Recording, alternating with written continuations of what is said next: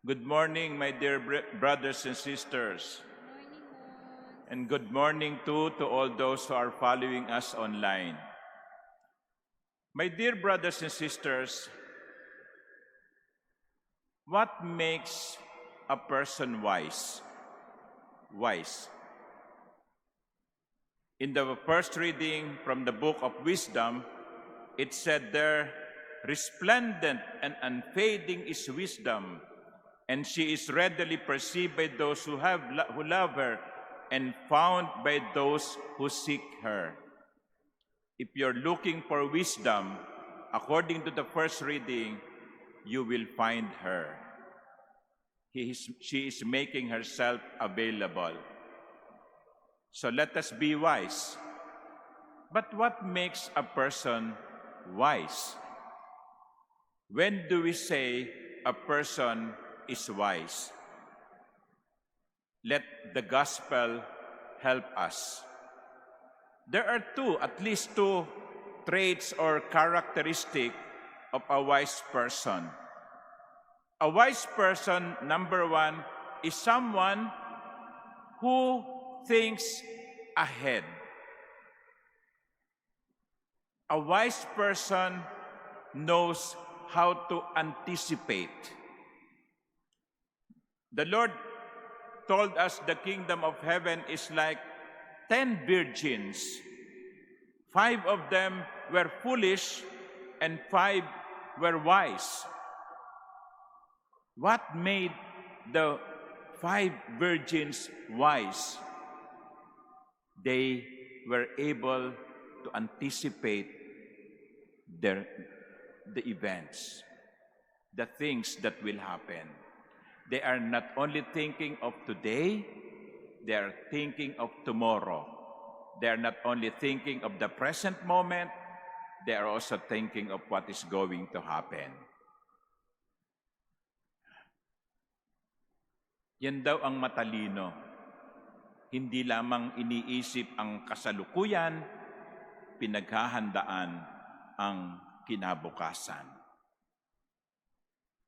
Isa ho siguro sa pinakamagaling na mga billiard players ay si Efren Bata Reyes, the magician. Anong sikreto ni Efren Bata Reyes? Kapag tumira siya, hindi lamang niya iniisip yung cue ball at yung bola na gusto niyang tirahin. Iniisip din niya kung saan niya dadalin yung cue ball matapos niyang tirahin yung bola. Anticipation. Inihahanda niya. Hindi lamang siya tira ng tira kung saan na lang pumunta ang cue ball. Hindi. May strategy yan. Ganon din. Ang matalino ay pinaghahandaan kung ano yung posibleng mangyari.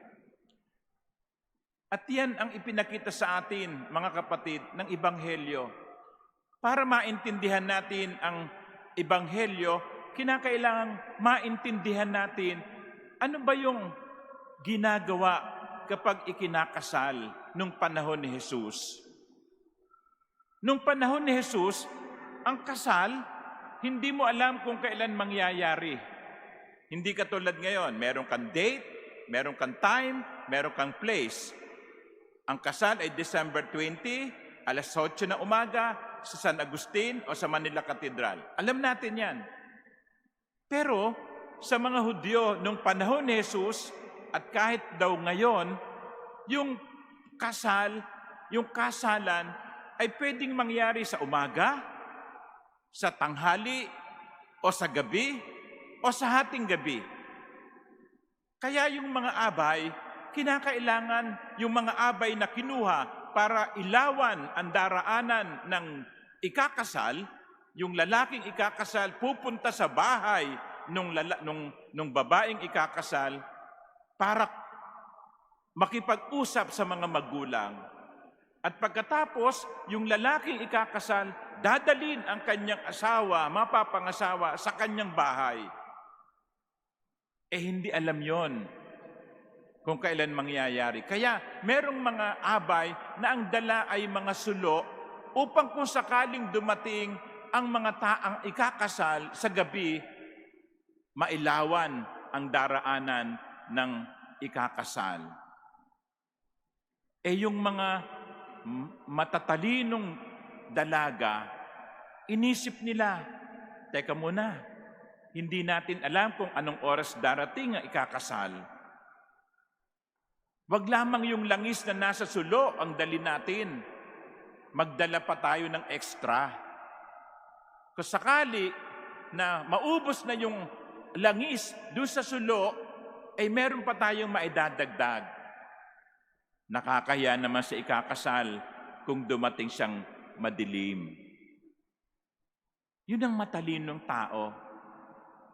Iniisip hindi lamang yung ngayon, iniisip din kung ano yung mangyayari sa kinabukasan. Matalino ba kayo? Matalino ba tayo? Pinaghahandaan ba natin ang kinabukasan? O baka sumweldo ngayon, sige, ubos, may pere, inom dito, inom doon, pasyal dito, pasyal doon, gastos dito, gastos doon. A wise person is someone who knows how to anticipate his needs. A wise person is someone who is 2 or 3 steps ahead. A wise person is somebody who thinks not only of the present, but also of the future. That is the first trait or characteristic. The second characteristic of a wise person is he or she knows how to say no. Dito sa Ebanghelyo, no, yung hangal na mga dalaga humingi ng langis doon sa mga matatalinong dalaga. Ang sagot ng mga matatalinong dalaga ay, no. For there may not be enough for us and you. Hindi ito kasawapangan, no? Hindi ito pagdaramot. Kinuha sila para ilawan yung dadaanan na ikakasal. Kapag, practical sabi nila, kapag binigyan namin kayo ng langis, mauubusan din kami ng langis, mauubusan din kayo ng langis. Pare-pareho tayong walang ilaw ang sulo. Ganito na lang ang gawin niyo. Pumunta kayo sa tindahan, bumili kayo ng langis, kami ang maiiwan. Ang taong matalino, marunong ding tumanggi. Hindi sa lahat ng pagkakataon, oo ang sagot natin. Hindi sa lahat ng pagkakataon, pagbibigyan natin ang hiling sa atin. Hindi sa lahat ng pagkakataon ay sumasang-ayon tayo. A wise person knows how to say no when it is necessary. Kasi tayong mga Pinoy, parang yan ang isang mahirap nating gawin. Iimbitahan mo. May pinadala kang invitasyon, nakalagay doon RSVP. Ano ibig sabihin ng RSVP? Please respond. Sabihin mo kung aattend ka o hindi. Nang sa ganon, mapaghandaan ilan ang bisitang darating, gaano kadami ang pagkain kailangan, gaano karami ang bisita para sa venue. Tayo mga Pinoy, marami sa atin, hindi pinapansin niyang RSVP. Bakit? Kasi kuminsan nahihiya tayong sabihin, hindi ako pupunta. Kaya anong sagot natin? Pupunta ka ba? No? Ang sagot natin, titignan ko. Yan. Susubukan ko. Di ba? Bakit ba? Sabihin mong, hindi ako pupunta. Oo, pupunta ako.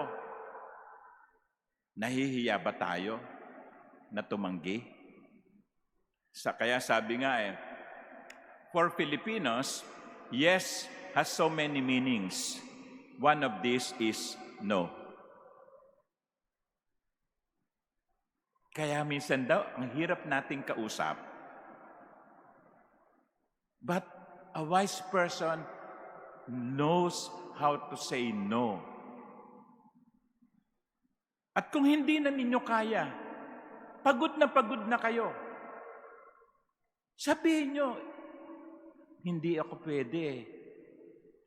Ang dami-dami ko nang gagawin. Sa susunod na pagkakataon na lang. We cannot please everyone. If we try to please everybody, we will end up pleasing nobody.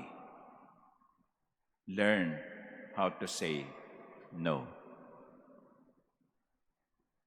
A wise person anticipates. A wise person knows how to say no. Mga minamahal kong kapatid, sana po maging mga matatalinong tao tayo.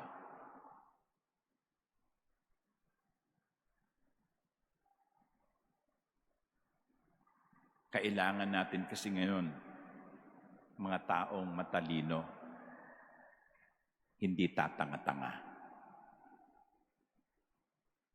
Amen.